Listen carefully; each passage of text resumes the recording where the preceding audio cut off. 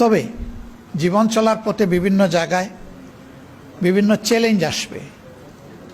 কিছু মানুষ তার বিনয়ের পথটাকে রুদ্ধ করে দিতে চাইবে, তার সরল এবং সত্য পথের উপর চলাকে বন্ধ করে দিতে চাইবে, তাকে বিভিন্ন প্রশ্নমানে জর্জরিত করবে, কুতর্কে জড়াবে, তার উপর মিথ্যা অপবাদ আরোপ করবে।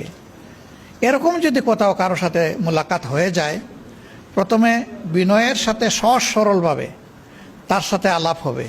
যদি মনে হয় যে সে তো হার মানার লোক না, সে যে কোনো মূল্যে সত্য মিথ্যা হোক সে জিততে আসছে, এই ক্ষেত্রে আল্লাহ তাআলা সমাধান দিয়ে ঔষধ দিয়ে বলছেন, এখানে ঔষধ হলো সালামা, ওর শান্তি কামনা করে এখান থেকে চলে যাওয়া, আল্লাহর দেওয়া মূল্যবান সময়কে নষ্ট না করা। ওলামা হজরত, আপনারা চলতে গিয়ে দেখবেন চলাফেরায় যে দিনের ব্যাপারে অনেকেই সেই রকম চ্যালেঞ্জ ছুড়ে দেবে। এই ক্ষেত্রে আল্লাহ তাআলা বলেন নাই যে চ্যালেঞ্জের মোকাবিলায় তুমি আরেকটা শক্ত পাল্টা চ্যালেঞ্জ ছুড়ে দাও। বলেছেন এই ক্ষেত্রে আপনি চলে যান, তার জন্য শান্তি এবং কল্যাণ কামনা করে।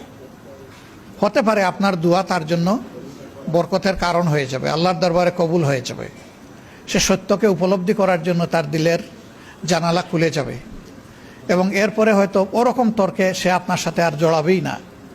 আবার যদি তার ভাগ্যে সেরকম হিদায়া না থাকে, তাহলে আপনি দিনের পর দিন তার সাথে সময় দিতে পারেন, কিন্তু আপনি জোর করে তাকে হেদায়েত দেওয়ার মালিক আপনি নন।